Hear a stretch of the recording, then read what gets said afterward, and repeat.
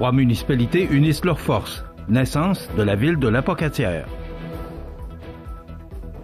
Côte-du-Sud, interdiction des cellulaires et hausse des inscriptions marquent la rentrée. Monique Simard, honorée au Gala du roman policier de Saint-Pacôme.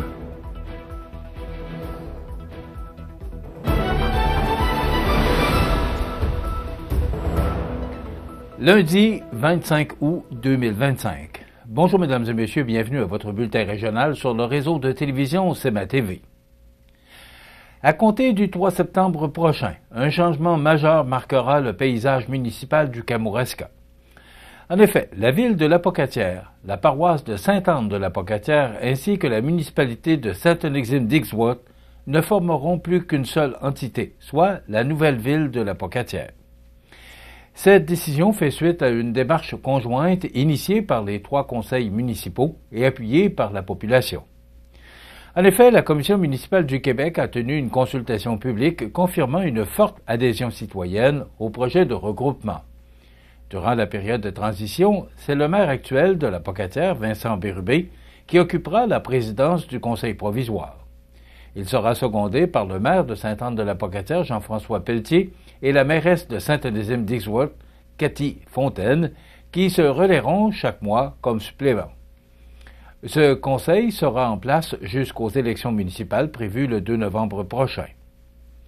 Afin de soutenir cette fusion, le ministère des Affaires municipales et de l'Habitation injectera une aide financière de 1,3 million de dollars sur 3 ans. Cette enveloppe permettra de couvrir les coûts liés à la restructuration organisationnelle et l'harmonisation des règlements d'urbanisme, 2 étapes clés pour assurer une transition harmonieuse. La ministre des Affaires municipales, André Laforêt, salue une initiative exemplaire d'autonomie locale et de meilleure efficience des services. Elle affirme que ce regroupement est un modèle pour d'autres régions en quête de solutions durables. Le député de Côte-du-Sud, Mathieu Rivet, souligne pour sa part que cette union permettra d'optimiser les services à la population dans un contexte où plusieurs municipalités font face à des défis communs. Les 3 maires concernés parlent d'une étape historique. Selon eux, l'union des forces locales est guidée par la volonté de préserver le sentiment d'appartenance tout en favorisant une gestion responsable, un développement harmonieux et une meilleure qualité de vie pour les citoyens. Enfin, rappelons que des assemblées d'information et une audience publique ont précédé cette décision, garantissant que les citoyens et parties prenantes soient consultés à chaque étape. Cette fusion municipale marque donc le début d'une nouvelle ère pour la Côte-du-Sud, où coopération et vision commune se conjuguent pour bâtir l'avenir. La rentrée scolaire 2025-2026 marquera un moment important pour la communauté éducative de la Côte-du-Sud. En effet, dès le mardi 26 août, des milliers d'élèves franchiront à nouveau les portes des établissements et, cette année, s'annonce sous le signe de la croissance, de la discipline numérique et du respect. Les chiffres parlent d'eux-mêmes. Dans les écoles primaires, 5 611 élèves sont attendus, soit 126 de plus que l'an dernier. Du côté des écoles secondaires, ce sont 3 066 adolescents qui feront leur rentrée, une hausse de 124 par rapport à l'année précédente.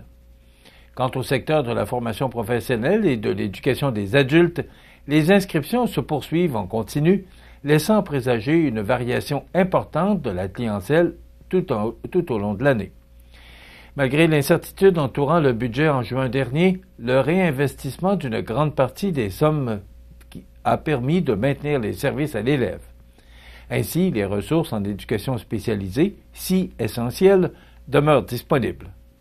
Plus de 98% des postes d'enseignants sont déjà comblés et le recrutement des spécialistes suit son cours avec un taux de couverture dépassant les 95%. Les écoles de la région se disent donc fin prêtes à accueillir leurs élèves dès la semaine prochaine. Mais cette rentrée sera aussi marquée par une décision qui transformera le quotidien des jeunes. Le ministère de l'Éducation impose désormais une interdiction claire, soit celle de l'usage des appareils connectés personnels, des cellulaires, montres intelligentes, tablettes ou encore écouteurs sans fil, proscrits sur les terrains et dans les bâtiments des écoles primaires et secondaires. Cette interdiction s'appliquera au matin jusqu'à la fin des cours, incluant les pauses et les dîners. Les directions devront veiller à l'application de cette mesure qui sera intégrée au code de vie des établissements. Quelques exceptions demeurent possibles, notamment pour des activités pédagogiques, des raisons de santé ou encore des besoins particuliers liés à des élèves en difficulté d'apprentissage ou en situation de handicap.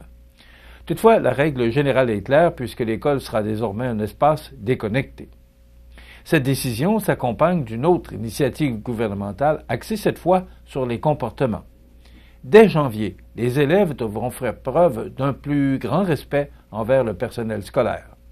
Le vouvoiement deviendra obligatoire, de même que l'usage des titres « Madame » ou « Monsieur ». Ces gestes simples visent à instaurer un climat empreint de civisme et de bienveillance.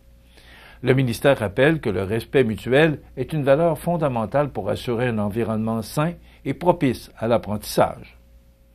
Enfin, chaque organisme scolaire devra désormais se doter d'un code d'éthique. Celui-ci s'adressera non seulement au personnel enseignant, mais aussi à toute personne appelée à œuvrer auprès d'élèves mineurs ou handicapés. Il définira les principes et pratiques attendus pour encadrer leurs actions et garantir un comportement exemplaire. En somme, la rentrée scolaire 2025-2026 sur la Côte-du-Sud s'annonce dynamique et exigeante. Avec plus d'élèves, des règles de conduite renforcées et une volonté ferme d'encadrer l'usage des technologies, les écoles de la région se préparent à relever le défi d'une éducation moderne, à la fois rigoureuse et respectueuse. Monique Simard, honorée au Gala du roman policier de Saint-Pacôme. Tous les détails après la pause. Le restaurant Pizzeria Porto Bellissimo, un incontournable à Saint-Jean-Port-Joli. Pizza débordante de garnitures, menu varié et abordable. Délicieux desserts avec des produits de grande qualité des gâteries de l'Ami. Porto Bellissimo et les gâteries de l'Ami, route de l'église à Saint-Jean-Port-Joli. Le bijoutier Carl Poulain à Montmagny offre une sélection diversifiée et raffinée de montres, bagues, bracelets et autres accessoires de luxe pour hommes et femmes reflétant l'engagement envers l'élégance et la qualité. Le bijoutier Carl Poulain à Montmagny où chaque bijou raconte son histoire. Vous regardez CEMA TV, le réseau de l'information sur la Côte-du-Sud.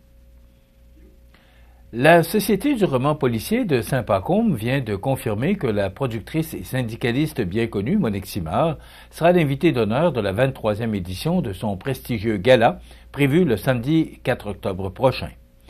L'événement se tiendra à la salle Albert Royer du club de golf Saint-Pacôme et rassemblera passionnés de littérature, écrivains et personnalités du milieu culturel.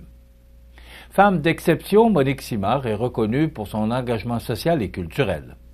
Tout au long de sa carrière, elle a porté des dossiers majeurs touchant à l'équité salariale, les congés parentaux payés et la mise en place d'un réseau de garderies publiques. Son parcours politique et syndical, combiné à une implication forte dans le milieu culturel, en fait une personnalité respectée et influente. Dans le monde du cinéma et de la culture, elle a marqué les esprits en occupant la présidence de la SEDEC de 1997 à 2007. Aujourd'hui, elle continue de jouer un rôle central puisqu'elle préside plusieurs conseils d'administration, notamment ceux du Partenariat du Québec des spectacles, du Fonds québécois et de la Vitrine culturelle du Québec. Ces réalisations lui ont valu de nombreuses distinctions, dont l'Ordre des Arts et des Lettres de la République française, l'Ordre de Montréal et plus récemment sa promotion au rang d'officière de l'Ordre national du Québec, reçue le 18 juin dernier. Le gala sera également l'occasion de dévoiler le nom du lauréat ou de la lauréate du 23e prix Saint-Pacôme, une reconnaissance majeure dans le domaine du roman policier. La saison 2025-2026 des Arts de la Scène de Montmagny prendra son envol d'une façon festive et rassembleuse le dimanche 7 septembre prochain entre 13h et 16h à la place Montel.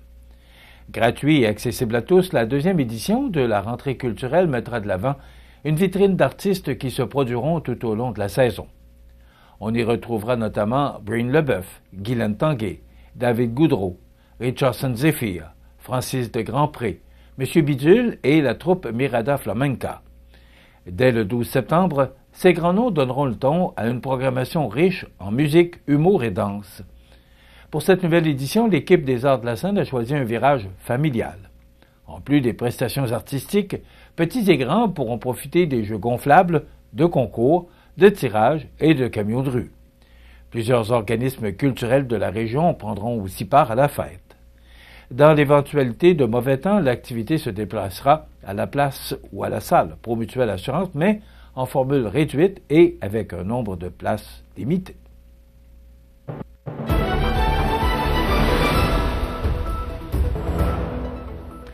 Au sport, le Skate and Scoot Challenge est de retour pour une deuxième édition qui promet d'en mettre plein la vue aux passionnés de la planche et de la trottinette.